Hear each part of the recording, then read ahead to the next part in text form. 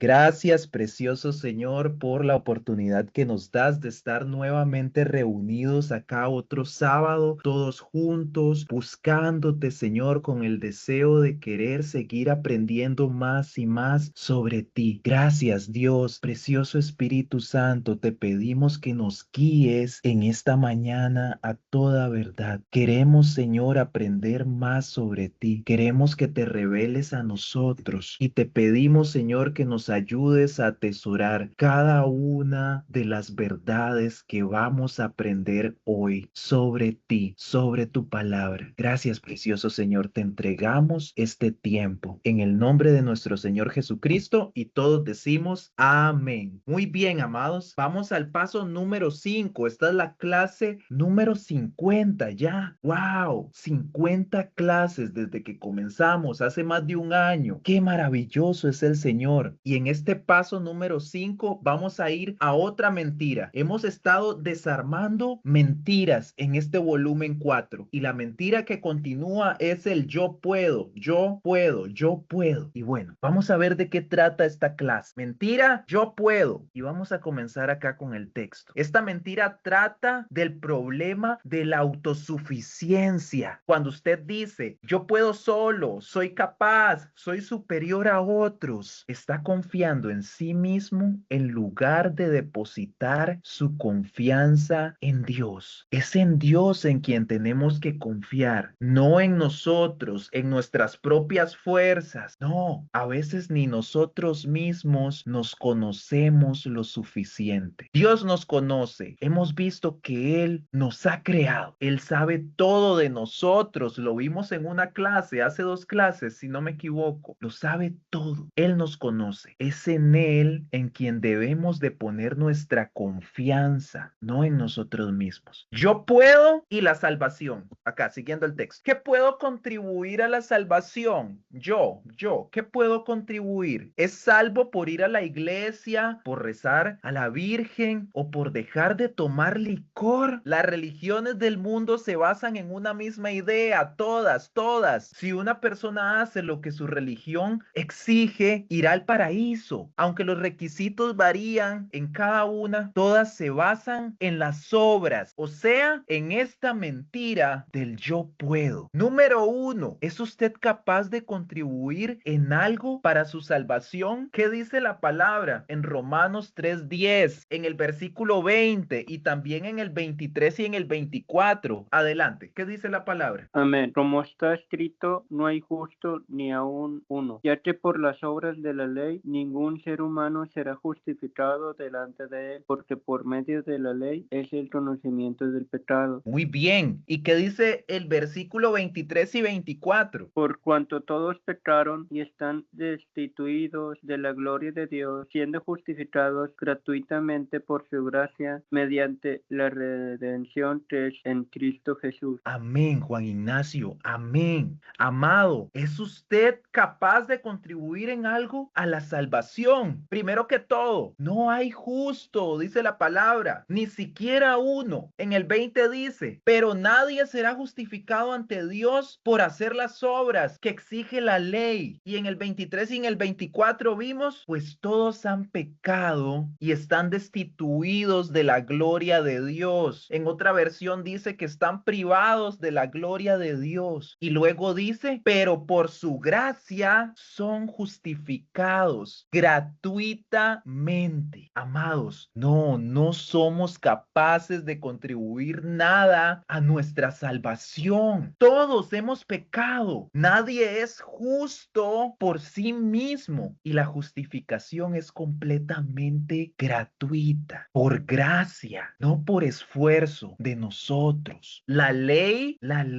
no salva, solo nos muestra cuánto necesitamos a Dios. La ley de Dios es perfecta, es hermosa, es gloriosa, lo es. Son buenas sus enseñanzas, hechas en verdad y en rectitud, dice un salmo, dice la palabra, pero la ley no salva, solo nos muestra cuán necesitamos aceptados estamos de Dios. Número 2, si se esfuerza mucho puede salvarse. Efesios 2, 8, 9. ¿Por qué? ¿Qué es la gracia? ¿Qué dice la palabra? Ya hemos visto esta palabra, ¿verdad? Muy importante memorizar esta palabra. Efesios 2, 8, 9. Una palabra que tenemos que manejar. Importante en nuestra doctrina básica, saber esta palabra. Porque por gracia sois salvos por medio de la fe, y esto no es de nosotros, pues es don de Dios, no por obras para que nadie se gloríe. Amén. Muy bien, porque por gracia ustedes han sido salvos, han sido salvados mediante la fe, mediante la fe. Esto no procede de ustedes, no es de ustedes, no es de nosotros, no es mío, sino que es un regalo de Dios, no por obras para que nadie se gloríe. En otra versión dice para que nadie se jacte de esto. No es por obras, es la gracia de Dios. Entonces, si se esfuerza mucho, puede salvarse. Por supuesto que no, amado. La salvación no depende de esfuerzos humanos. No es de nosotros esto. Esto no es un don de nosotros. Es un don de Dios. La palabra lo deja muy claro. ¿Por qué? Porque es un regalo de Dios, no una recompensa a nuestro mérito personal, no. ¿Y qué es la gracia, amado? Es un favor inmerecido de Dios. Algo que no se gana, no se compra, no se merece, solo se recibe por fe o se rechaza también. Sabemos que somos libres, ¿verdad? Él es libre. Nosotros también somos libres porque estamos hechos a la imagen de Él. Somos libres, libres para tomar nuestras propias decisiones, para hacer lo que queramos, para ir por el camino que nosotros queramos. Esto se recibe por fe o se rechaza. Podemos rechazarlo también. Muy bien. La salvación entonces es un regalo de Dios. No puede ser comprada, solo aceptada por fe o rechazada. Número 3, según Gálatas capítulo 3, versículos 10 y 11, los que quieren justificarse por la ley, o sea, por esfuerzo propio, ¿están bajo qué? Porque no cumplen con qué? Lo que la ley exige. ¿Qué dice la palabra? Gálatas 3, versículos 10 y 11. Buenos días, porque todos los que dependen de las obras de la ley están bajo maldición, pues escrito está, maldito todo aquel que no permaneciera en todas las cosas escritas en el libro de la ley para hacerlas, y que por la ley ninguno se justifica para con Dios. Es evidente porque el justo por la fe vivirá. Amén. El justo por la fe vivirá. Doctrina básica, amado. Algo que todos tenemos que saber. Muy importante. Entonces, los que quieren justificarse por la ley, ¿están bajo qué? ¿Qué decía la palabra? Maldición. Justamente, están bajo maldición. Porque nadie cumple la ley al 100%.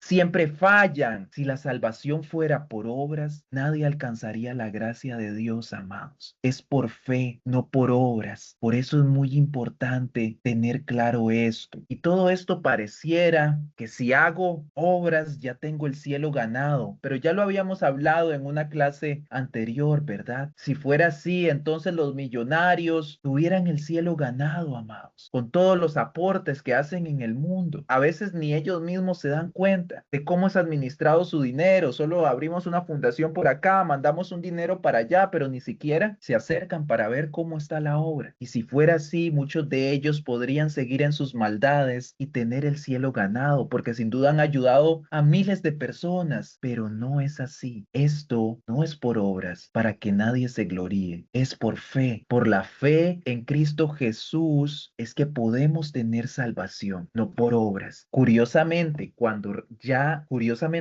recibimos a nuestro Señor Jesucristo, entonces sí, dice que Él ha establecido obras para que nosotros andemos en esas buenas obras, pero ya estando en Él, teniendo claro que es por fe, no por obras, porque también la fe sin obras es muerta, ¿verdad? Lo hemos leído. De nada me sirve decir que yo creo en Dios y mi prójimo pasando necesidades, y yo no soy capaz, pero ni darle una bolsa de arroz, o de darle hospedaje, o ayudarlo de alguna forma. Y se contradice mi vida cristiana porque estoy viendo la necesidad de otro y no corro a bendecirle, a ver de qué forma puedo ayudar, porque es Dios el que pone tanto el querer como el hacer en nosotros. Él es el que produce estas cosas, estas buenas obras, esto que nos inquieta, esto que nos apasiona por la gente, por compartir el amor de Dios, ya sea con una palabra o con algo material, dando testimonio de lo que ahora hay en mí. Es imposible cumplir la ley, amado. Dice que con solo que falle uno de los mandamientos, ya he fallado toda la ley, la he transgredido, como dice la palabra. El único que cumplió todo lo que estaba en la ley, amado, fue nuestro Señor Jesucristo. Ganó esta batalla para nosotros, para que ya nunca más el pecado se enseñoree de nosotros. Estamos haciendo memoria de la victoria de Jesucristo en la cruz, amado. Su desfile victorioso, como dice la palabra en una versión, es maravilloso. Dice que había un acta de los decretos que nos era contraria y dice que la clavó en la cruz. Es espectacular lo que él hizo. Lo hizo por nosotros, amado. Y ahora todos los que le han recibido a él por medio de la fe son sus hijos. Hemos recibido esta salvación tan grande por medio de la fe, no por las obras que yo puedo hacer. Si intento justificarme con las cosas que hago, con las buenas obras que hago, estoy bajo maldición, sigo bajo maldición. Es lo que dice la palabra. Todos los que se basan en las obras de la ley están bajo maldición, porque escrito está: maldito sea quien no practique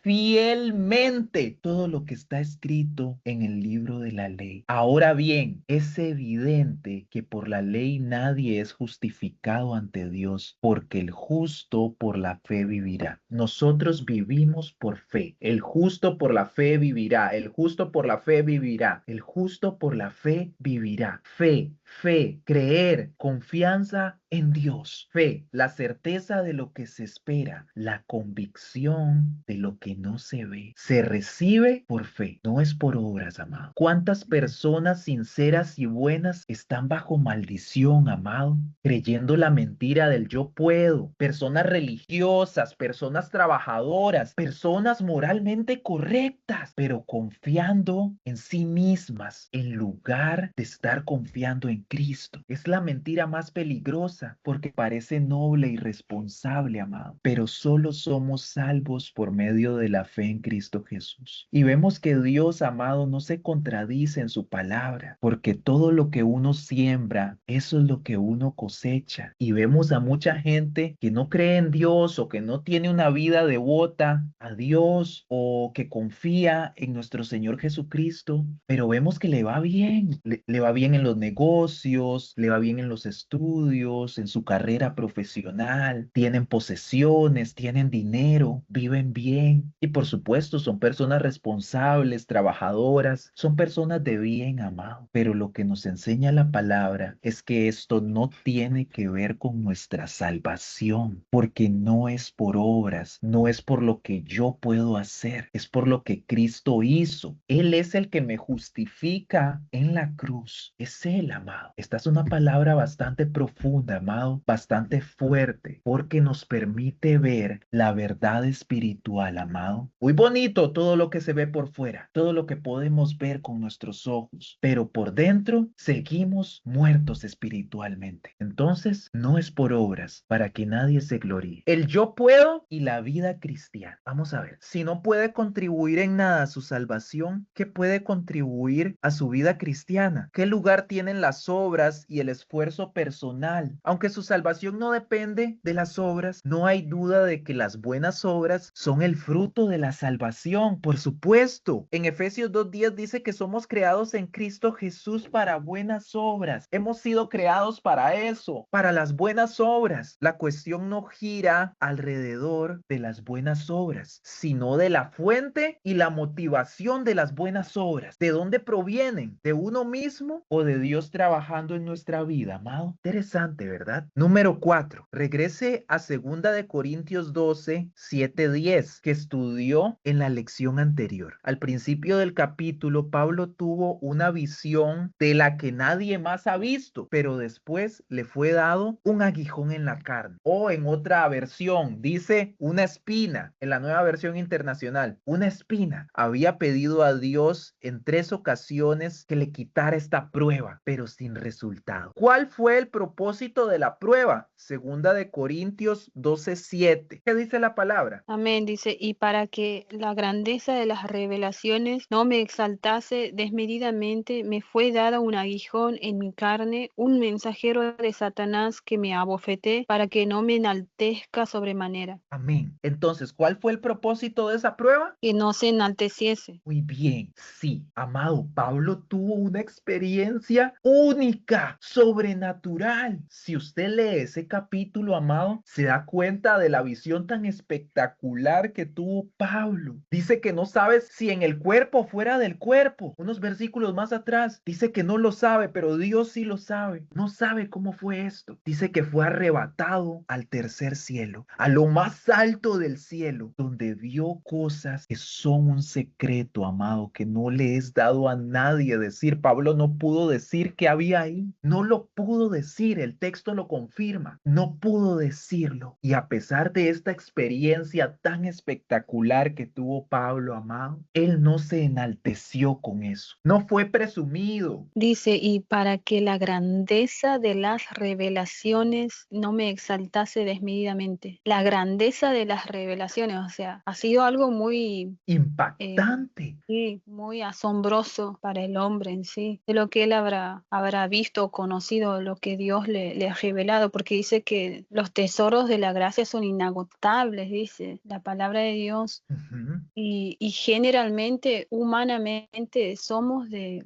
hacer eso, enaltecernos, de contar todo lo que recibimos. Dios se vuelve nuestro amigo, pero hay cosas que un amigo te dice, mira, no cuentes a nadie, te lo cuento a vos porque te lo quiero compartir, pero es porque quiero que eso sea entre nosotros y nada más. Entonces, nosotros muchas cosas tenemos que aprender a callar y no publicar todo, porque hay cosas que Dios quiere compartirlos de manera personal y eso hace que se cumpla lo que Dios dijo de Enoc. Dice, y caminó Enoc con Dios. ¿Por qué? Tenía como mucha intimidad, mucha privacidad, porque caminó con Dios. Amados, y no sé si se han dado cuenta, pero hay gente que anda ahí presumiendo de ciertas revelaciones, de cosas que le habla Dios solo a ellos. Amado, Pablo siendo apóstol fue al cielo mismo y no pudo decir lo que había ahí. No se enalteció, no fue presumido, no andaba con una doctrina diferente. No, no. Dice que le fue dado un aguijón en la carne y el propósito de ese aguijón o de esa espina fue para evitar que Pablo cayera en orgullo de sus propias capacidades. Amado, cuando uno tiene habilidades especiales es fácil caer en la trampa de pensar, mírenme a mí, miren qué carga soy yo, miren cómo Dios me usa. Wow, Dios a mí me revela cosas que a nadie le revela. Yo soy más que otros. Yo soy más que el otro si nada me lo impide. Sé lo que puedo lograr. Ojo, sé lo que puedo lograr. Amado, la debilidad en este texto, las debilidades de las que habla Pablo, era una especie de antídoto de Dios contra la autosuficiencia, contra el yo puedo. Y entonces vemos a Pablo en el texto gloriándose de sus debilidades. Y esto es maravilloso, amado, es espectacular, lo conversábamos en la clase pasada. Hay cosas que por más que oramos, seguimos luchando con ellas. Sigue la batalla ahí y le pedimos a Dios que nos quite esas cosas y resulta que siguen ahí, siguen ahí, siguen ahí y todos los días,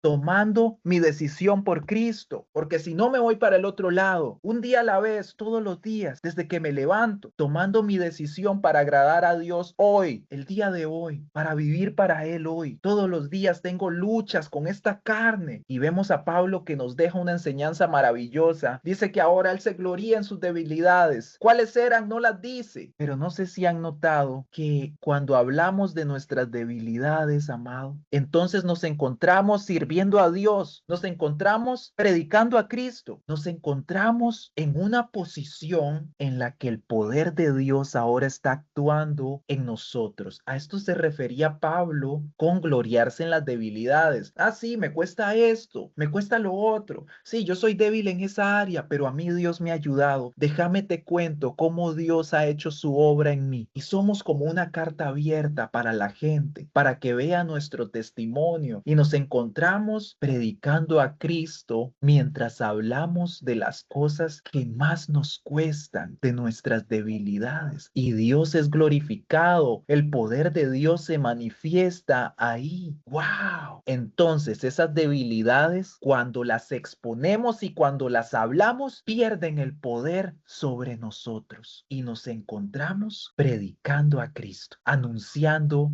su verdad, anunciándolo a Él y la obra que ha hecho en nosotros. Decía Pablo, porque cuando soy débil, entonces soy fuerte. Amado, la debilidad es una manera efectiva de recordarnos nuestras limitaciones, refrenando nuestro orgullo que nace naturalmente de nuestras grandes habilidades y logros también. Hay gente que es muy buena en muchas cosas, amado. Gente que no necesita mucho para mostrar su luz, pero tengo que entender esta palabra y lo que Dios me enseña para no caer y evitar esto de lo que habla Pablo acá, de ser presumido, de la autosuficiencia, del orgullo y de todas estas cosas. Vemos a Pablo, que era un hombre estudiado, preparado en cuanto a todos los temas relacionados, ¿verdad? Con el ámbito religioso, podría decirse así, ¿verdad? Era recto, era un hombre intachable, pero lo vemos por ahí en un versículo que me parece que lo vamos a leer más adelante, donde dice que todo eso lo toma por basura. Todo es una basura para él, todo eso, todos esos logros no son nada, no tienen comparación con Cristo, amado. Número 5, por esto Pablo dijo en 2 Corintios 12:10, cuando soy débil, entonces soy fuerte. La debilidad es una manera efectiva de recordarle sus limitaciones, refrenando así el orgullo. 6, lea Gálatas 2:20-21. Al ser crucificado con Cristo, Con Cristo estoy juntamente crucificado y ya no vivo yo, mas vive Cristo en mí. En lo que ahora vivo en la carne, lo vivo en la fe del Hijo de Dios, el cual me amó y se entregó a sí mismo por mí. No desecho la gracia de Dios, pues si por la ley fuese la justicia, entonces por demás murió Cristo. muy bien, amén. Aleluya. Entonces, al ser crucificado con Cristo, ya no vivo yo, mas vive Cristo. Y ahora por la fe en el Hijo de Dios. Esta palabra es increíble. Dice Pablo, estoy crucificado con Cristo. Ya no más yo, sino Cristo. Y lo que ahora vivo en este cuerpo de carne y hueso, lo vivo en la fe del Hijo de Dios. Y Pablo afirma, quien me amó y dio su vida por mí. No desecho la gracia de Dios. Si la justicia se obtuviera mediante la ley, Cristo habría muerto en vano. Es una mentira aquí, es una mentira decir soy capaz, cuando la esencia de ser cristiano es dejar que Cristo viva a través de mí. Vea qué fuerte, amado. Mi esencia de ser seguidor de Jesús es dejar que Cristo viva a través de mí. Esta es la obra del Espíritu Santo, llevarnos a la estatura del varón perfecto. ¿Quién es nuestro Señor Jesucristo? Esta es la obra que el Espíritu Santo está haciendo en nosotros, que seamos como Cristo, que sea Él a quien nosotros imitamos, no a nadie más, a Él, a Él. Es muy importante, ¿verdad? Porque Jesucristo es modelo para nosotros, nuestro principal modelo a seguir, es a Él a quien debemos imitar, y vemos que es muy importante prestarle atención a todas las cosas que hizo Jesús, porque Él nos está dejando como una guía de, escuchen, esto es lo que tienen que hacer, busquen a Dios, oren, oren, oren, confíen en Dios. Lo vemos a Él despojándose de todo. Incluso cuando viene Satanás en el desierto, le dice, tírate, porque a sus ángeles mandará. El diablo le recita la palabra al Señor y el Señor le dice, un momento, escrito está, no tentarás al Señor tu Dios. Yo no vine a hacer lo que tú me dices, yo vine a hacer la voluntad de mi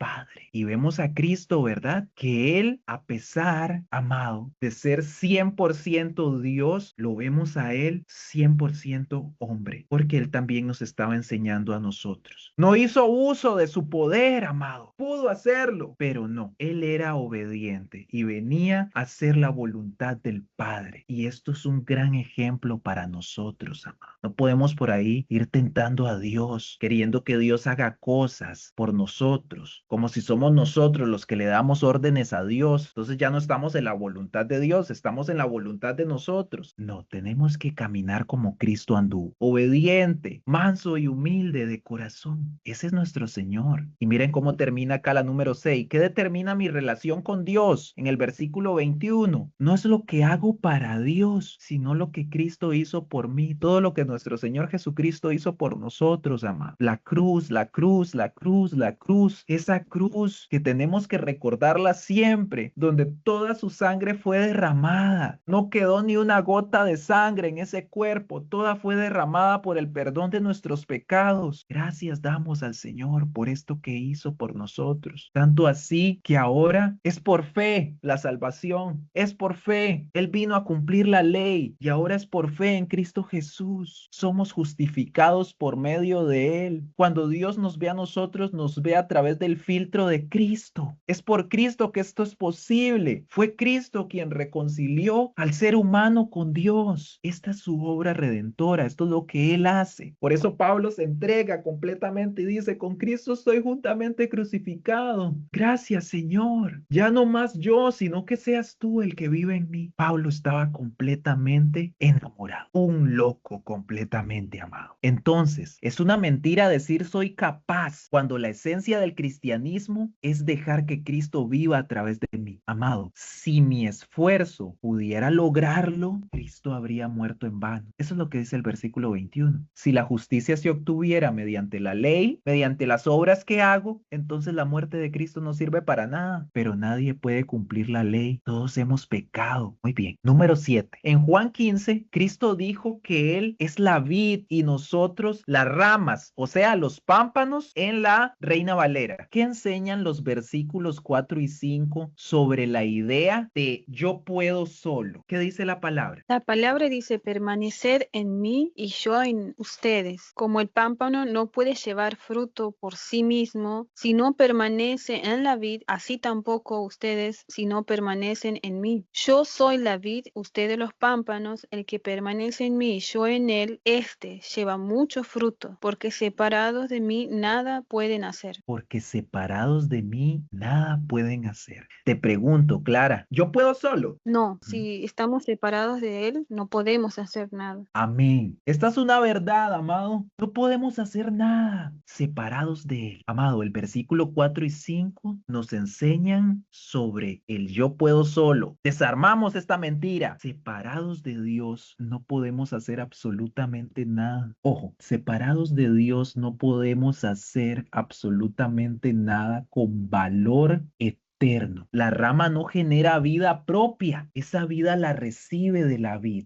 ¿Quién es la vid? Nuestro Señor Jesucristo. Amado, intentar vivir una vida cristiana sin permanecer en Cristo es como una rama cortada que intenta dar frutos. Y amado, ¿qué significa esto de permanecer en Cristo? Significa mantener una relación viva, continua con Él, a través de la oración, a través de la palabra, a través de la obediencia y por supuesto la dependencia consciente de su presencia en cada área de nuestra vida. Es una conexión permanente, pegados a la vid, siempre, siempre, las ramas pegadas a la vid, permaneciendo en la vid para así poder dar fruto, amado. Esto es muy importante. Lejos de Él no podemos hacer nada, nada con valor eterno. Sabemos que esta vida es efímera, siempre, amado. Hoy estamos, mañana no estamos. Es así. Quiero hacer una acotación que es cuando Pablo toma todo por basura. Y si nos ponemos a pensar, Pablo era una persona que conocía mucho la palabra de Dios y él estaba convencido de que estaba haciendo la voluntad de Dios. Sin embargo, él no lo tenía Dios en su corazón porque no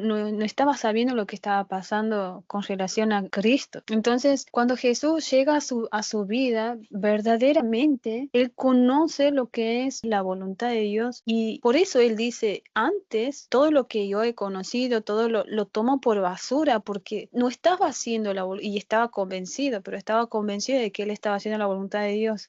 Esa es la diferencia, bueno, el ejemplo que él mismo nos habla en Filipenses, creo que él lo menciona, de que él sirve de ejemplo de cómo Dios ha obrado en su vida y que él muchas veces menciona, no muchas veces, pero él menciona, mírenme a mí y todo lo que yo hago, aprendan de eso. O sea, él mismo se ponía como ejemplo de cómo Dios estaba obrando en su vida y cómo él mismo obedecía bajo el orden de todo lo que, de su llamado, ¿no? De lo que hoy en día quizás muchos tuviéramos el temor de decir, mírenme a mí y sigan lo que yo estoy haciendo por Cristo, porque realmente nosotros generalmente no tenemos, digamos, esa autoridad. Bueno, él era un apóstol, obviamente, Sí, pero claro, por supuesto. que la verdad era un hombre bastante íntegro en el sentido de, no para vanagloriarlo ni nada, sino generalmente los apóstoles y todos los que reciben el llamado de Dios tienen que servir como ejemplo. Esa integridad tiene que hacerse presente. No quiere decir que no tengan errores, por supuesto que sí. Sí. De hecho, él lo menciona, Dios le puso un aguijón para que no se enalteciese, pero de todas maneras, él mismo reconocía todas las obras de Dios siempre, en cada cosa que él hacía, que aprendía y todo, así que... Gracias por compartirlo. Pablo siempre dirigía toda la atención hacia Cristo, ¿verdad? Por supuesto, tenemos que ser imitadores de Cristo, pero dice Pablo, si no pueden imitar a Cristo, imítenme a mí entonces, que yo sigo a Cristo. Si les cuesta tanto ser tan rectos como Jesús, entonces síganme a mí. También la palabra nos enseña a imitar la fe de nuestros pastores. Esto es hermoso, amado, porque entonces nos encontramos siendo ejemplo para otros creyentes, para otras personas, sobre cómo buscar a Dios, sobre cómo tener una relación con Dios, sobre cómo vivir una vida para Dios. Es muy importante, por supuesto. Claro, nosotros como seres humanos pues tenemos también nuestras luchas, amado. Es ahí donde tenemos que ser lo suficientemente maduros para entender que aún las personas que nos enseñan a veces pueden fallar también, amado. Y tenemos que ser lo suficientemente maduros también para levantarles de ese estado. Pero sí, Pablo siendo ejemplo para otros también. Imítenme a mí también. Si no pueden seguir a Cristo, entonces imítenme a mí. Número 8, Santiago 4, 6, 7. ¿A quién resiste Dios? En lugar de decir, soy capaz, tengo habilidades, ¿cuál debe ser su actitud ante Dios? Vamos a leer Santiago 4, el versículo 6, 7 y saltas al 10. Pero él da mayor gracia. Por esto dice, Dios resiste a los soberbios y da gracia a los humildes. Somételos pues a Dios. Resiste al diablo y huirá de nosotros. Muy bien. Entonces, ¿a quién resiste Dios? ¿A los humildes? No. ¿Al diablo? No, tampoco. A los soberbios. A los soberbios. Muy bien. Ok, gracias. Esto es muy importante, Juan Ignacio. Dios resiste a los soberbios, o sea, a los orgullosos, a los que dicen, soy capaz, tengo habilidades, no necesito ayuda, no necesito a Dios en mi vida, yo soy capaz. Dios resiste a los orgullosos, a los soberbios, a los que tienen un corazón altivo. En lugar de soy capaz, tengo habilidades, ¿cuál debe ser la actitud ante Dios? En el versículo 7 dice, ¿someterse a quién? A Dios, o sea, humillarse delante de Él y resistir al diablo. Vean qué importante. Versículo 7, ¿verdad? Someterse a Dios y resistir al diablo. Y en el 10, humillarse delante de Dios y dice que si nos humillamos, Él nos exaltará. Él los exaltará. Humíllense delante de Dios y Él los exaltará. Es un capítulo espectacular, amados. Usted puede leerlo en su casa. Santiago, capítulo 4. También un capítulo muy confrontativo, amado. Todas estas cosas que tenemos nosotros las da Dios. Él nos creó, Él nos dio estas capacidades. Si usted es bueno en algún deporte, si usted es bueno cantando, si usted es bueno en el arte, si usted es bueno en algún tipo de actividad, creatividad. Dios nos dio esas capacidades. Tenemos que reconocer que es Dios,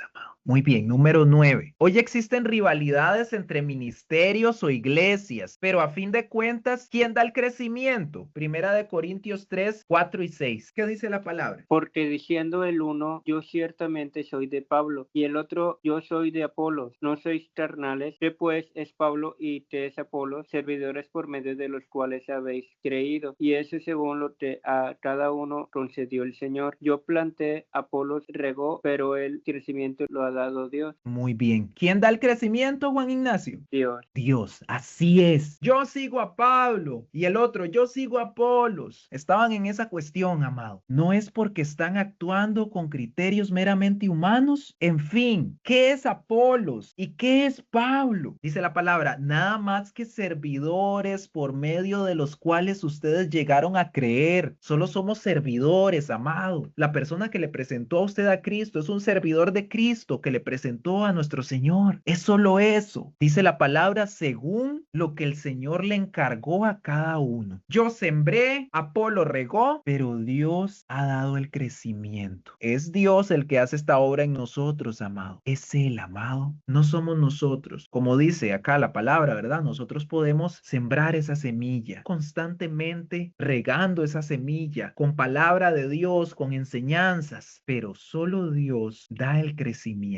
Los líderes, los pastores y los maestros son solo instrumentos, amados, siervos de Dios. El mérito, la gloria y el poder del crecimiento pertenecen únicamente a Dios. Ninguno de ellos se puede gloriar con esto. Y amado, ojo, porque las rivalidades entre los ministerios revelan que se ha perdido esta perspectiva. Vea qué fuerte. El mérito, la gloria y el poder de crecimiento pertenecen únicamente a Dios. 10. Primera de Corintios capítulo 3 versículos del 11 al 15 enseñan la forma en que algunos cristianos edifican sus vidas. Unos en el poder de Dios construyen con oro, con plata y con piedras preciosas. Otros por esfuerzo propio usan madera, heno y paja. ¿Qué pasará al final? ¿Qué dice la palabra? Esta es una palabra fuerte, amado. Porque nadie puede poner otro fundamento que el que esté puesto, el cual es Jesucristo. Y sobre este fundamento alguno edificare oro, plata, piedras preciosas, madera, heno o hojarasca, la obra de cada uno se hará manifiesta, porque el día la declarará, pues por el fuego será revelada. Y la obra de cada uno, cual sea, el fuego la probará. Si permaneciere la obra de alguno que sobreedificó, recibirá recompensas. Si la obra de alguno se quemare, él sufrirá pérdida. Si bien él mismo será salvo, aunque así como por fuego. Amén. Lo habíamos visto en una clase anterior, ¿verdad? Hablando un poco sobre este juicio que es como con las obras. Dice que los que construyeron en oro, en plata, en piedras preciosas, esto hace referencias a obras hechas en el espíritu, motivadas por el amor de Dios y dependiendo de su poder. También hay unas que están construidas con madera, con heno y con paja. Dice que estas son las obras hechas en la carne, motivadas por el orgullo, el esfuerzo propio, el deseo de reconocimiento. Entonces, al final, ¿cuáles pasarán, amado? ¿Cuáles son las obras que pasarán? ¿Aquellas que fueron construidas con oro, con plata, con piedras preciosas o con aquellas que más bien lo que hacen es avivar el fuego? Madera, heno, paja. Amado, el fuego de Dios examinará todas estas obras. Lo hecho con la carne será consumido. Solo lo hecho en el espíritu permanecerá. Amado, muchos ministerios impresionantes ante los hombres no sobrevivirán este examen, amado. La pregunta aquí es, ¿cómo hacemos nuestras obras? Nuestras obras serán pasadas por una prueba de calidad. ¿Cómo están nuestras obras? ¿Son hechas con el Espíritu Santo, motivadas por el amor de Cristo, o están motivadas por el orgullo propio, por esfuerzos propios, por el deseo de ser reconocidos? Número 11. Algunas personas califican a su iglesia por su tamaño. Mientras más grande, mejor. ¿Cree que esta es una buena manera de medir el éxito de un ministerio? ¿Por qué? Creo que eso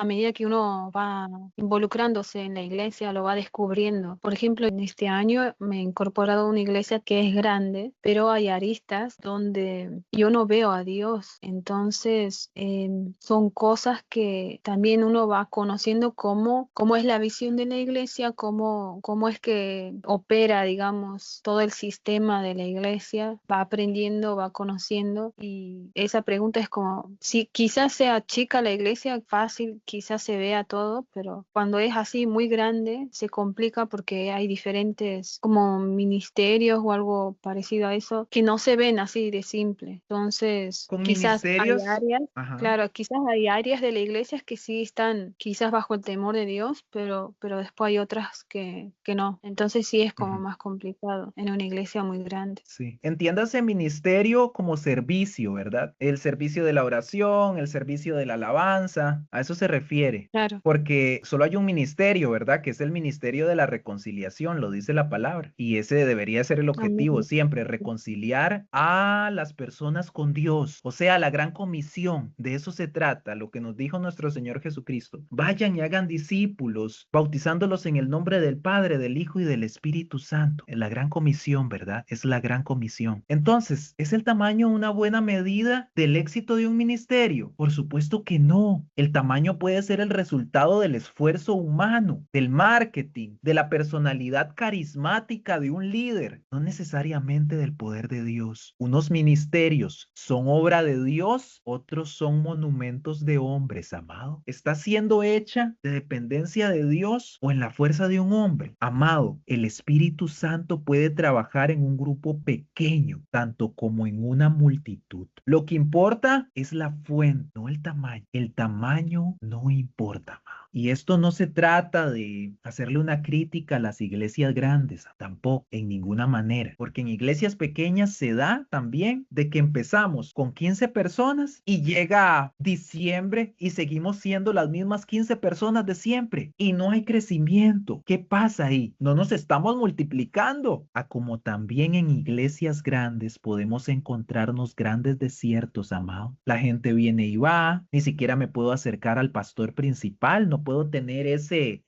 contacto directo con el pastor que me gustaría, ¿verdad? Esto también es importante, amado, porque vemos también acá el llamado pastoral. ¿Qué tan cierto es? Si realmente lo llamó Dios o se pusieron ellos ahí, porque el llamado pastoral hemos visto que tiene ciertas características. Es una persona completamente casada con la iglesia y siempre cuidará de las ovejas, amado. Sean muchas o sean pocas. Yo sé que existen ciertas dinámicas en las iglesias grandes. Está el pastor principal, están el resto de los líderes pastorales también. Hay diferentes ministerios, ¿verdad? Para que las personas pues puedan ingresar a ellos, ya sea en la oración, otros están en la alabanza y así, ¿verdad? Y se entiende esa parte. A veces es muy difícil poder atender a tantas personas que llegan. Y es que tal vez la visión que tuve era muy grande. Incluso empezamos siendo una iglesia pequeñita y ahora tenemos un auditorio. Es inmenso el lugar. Le caben 500, 1000 personas, 1500 personas, 2000 personas, incluso más. Es que he sido obediente a Dios y vean cuántas almas han sido bendecidas y rescatadas y restauradas a través de este ministerio, a través de este servicio.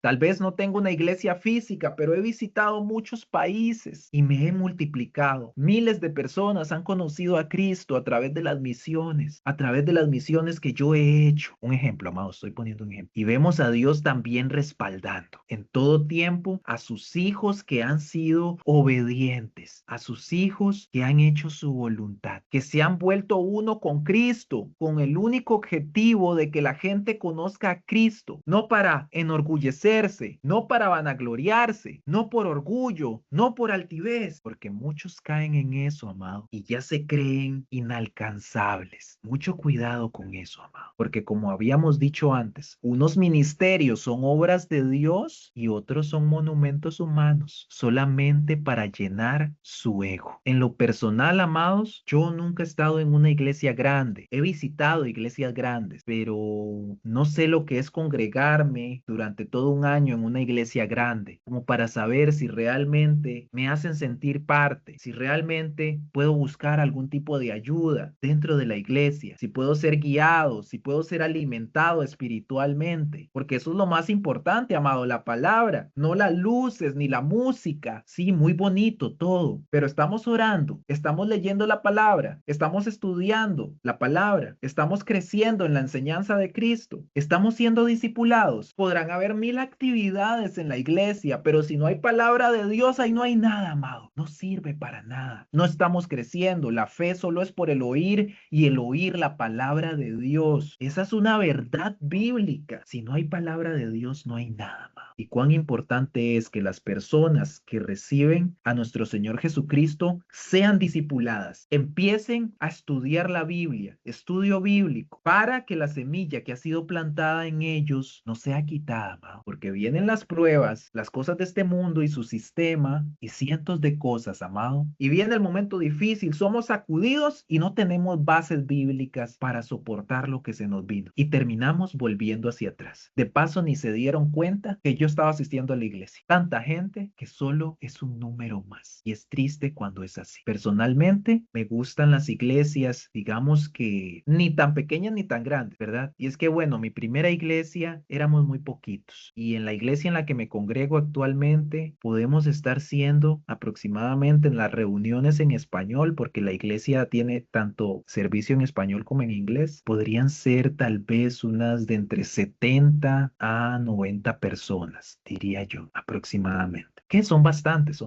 pero bueno, esa es solo mi opinión, ¿verdad? Vamos a continuar. Yo puedo, legalismo o gracia. Número 12, cuando la vida cristiana llega a ser una vida de esfuerzo propio, se convierte en otro evangelio, lo cual es repugnante para Dios. Vamos a ver qué dice la palabra en Gálatas 1, 6, 8. Aquí la tengo yo, no la busco. Estoy maravillado de que tan pronto os hayáis alejado del que os llamó por la gracia de Cristo para seguir un evangelio diferente. No que haya otro evangelio, sino que haya algunos que os perturban y quieren pervertir el evangelio de Cristo. Mas si aún nosotros o un ángel del cielo os anunciare otro evangelio diferente del que os hemos anunciado, sea anatema. Muy bien. ¿Y qué es anatema, amados? Para que quede más claro, es algo maldito. Así, en palabras sencillas. Pablo trató el problema del legalismo en Gálatas. Algunos querían exigir a los nuevos creyentes que se sometieran a la circuncisión y a otras prácticas de la ley. Hoy sucede algo similar. No han cambiado las cosas, amado. Algunos hermanos se sienten superiores a otros que no cumplen con abstenerse de ciertas listas de actividades prohibidas. Presionan a los hermanos con críticas y miedos, avergonzándolos, en lugar de estimularlos con amor a hacer lo bueno. Otros sienten orgullo porque nunca faltan a los cultos, ayunan, oran o leen sus Biblias más que otros. Tratan de impresionar a Dios y a otros creyentes. Vea qué fuerte. Dos manifestaciones del legalismo descritas. Sentirse superior a los que no ayunan, a los que no leen lo suficiente, a los que no asisten siempre a la iglesia. Suelen presionar con críticas, con miedos en lugar de amor. Dependen mucho de las obras cristianas, o sea, cultos, ayunos, lecturas bíblicas, para impresionar a Dios y a otros, en lugar de descansar en su gracia. El legalismo, amados, es repugnante para Pablo, porque convierte la gracia en una carga de esfuerzo humano. Destruye el evangelio desde adentro. Hace que la salvación y la vida cristiana dependan de lo que yo hago en lugar de lo que Cristo hizo. Vea qué tremendo. Número 13. Muchos cristianos dependen de sus obras cristianas y piensan así: si me esfuerzo más, puedo lograrlo. Pensando en lo que ha aprendido en esta lección, ¿cuál es el problema con esta afirmación? Amado, lo hemos hablado, ¿verdad? El problema es que pone el peso de la vida cristiana sobre el esfuerzo humano, en lugar de poner esto sobre la gracia de Dios. Esta es exactamente la mentira del paso 5, confiar en el yo puedo en lugar tratar de confiar en Dios, de lo que Él puede hacer a través de mí. No es el yo puedo, es Él puede a través de mí. Cristo puede a través de mí. La vida cristiana no es yo me esfuerzo más, amado. Es yo permanezco en Cristo y Él produce el fruto en mí. Juan 15:5, donde vimos lo de la vid verdadera, ¿verdad? Yo permanezco en Cristo y Él entonces produce este fruto